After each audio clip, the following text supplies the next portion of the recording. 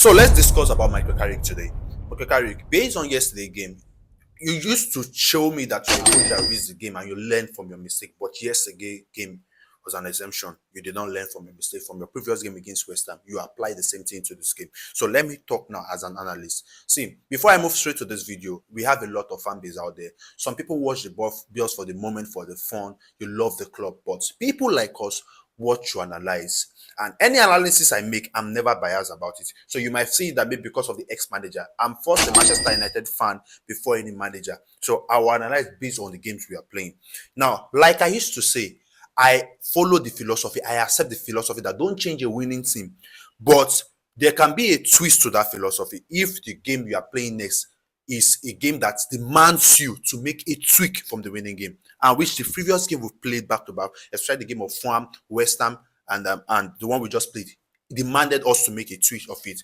Now you might want to say he has been using tactics, but he has changed. He has made a tweak. If Dogu was not injured, Konya will not be starting, and you cannot tell me that Konya has not been making impact in games that we've played. You get, so there will be some causes that will make you make a change, even though you don't want to make it. So that is the direction I'm coming from. Because since Dogu has been injured, Konya has been playing, has been starting, and we cannot say it's not doing well. Because if Dogu was not injured, Konya will not be starting. So we still have the front three of Bruno, Dogu, Umbuemo.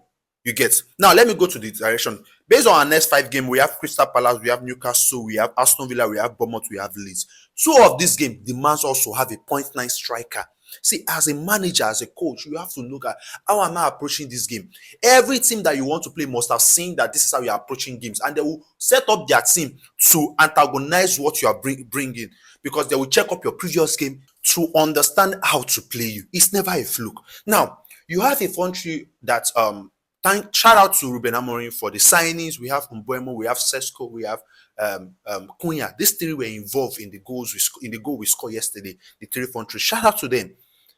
Now you need to know how to incorporate. See, when I'm saying Sesko, because Sesko is our point number 9. We are never even talking about Joshua Zexina that is rotting on the bench. Nobody, but if it was the ex-manager, a lot of people will come out to criticize. We're not talking about Joshua Zexina. We're talking about a 0.9 striker. Let me bet you, if it was Rasmus Højlund that is a 0.9 striker, the game will call for him to play.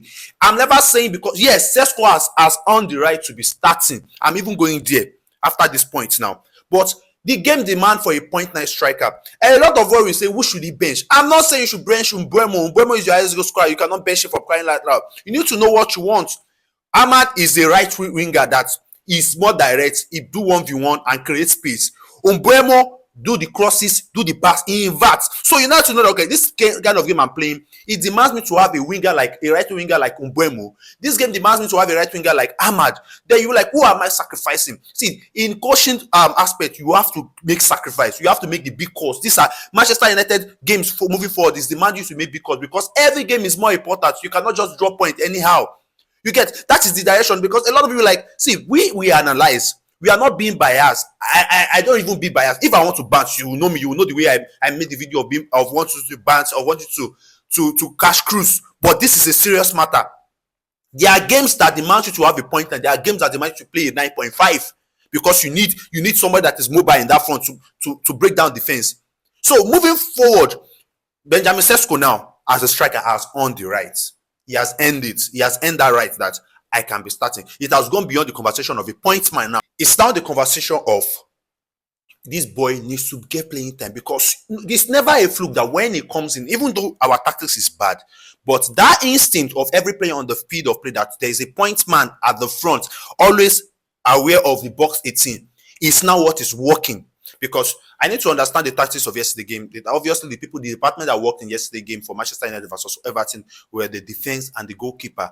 Our midfield was open. Everton dominated more in the midfield. They controlled the midfield. They dictated the play more. Even from the first half, our legs were heavy. You can see that this player are not flexible. You can see that you can see the rustiness of the player, especially Ahmad, Umbuemo too was rusty. Bruno, what's it called? Maino, Casemiro. These are the people that dictates if we are going to win a game. At some point, I was like, we should just get a win one way or the other, which is what we did, and I'm happy about that.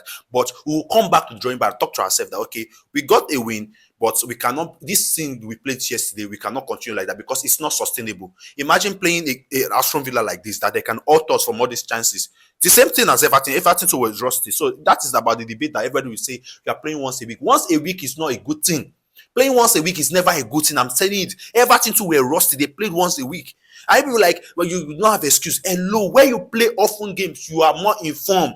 That is football. A lot of us don't play football. We just like you have the excuse. We are looking football with normal day-to-day life. No, that you have time to rest. Yeah, you rest more. But the same way you rest, you need to play more. This past few weeks, our player were on holiday. They traveled. That's because they had the time. If you have more game, you won't do that.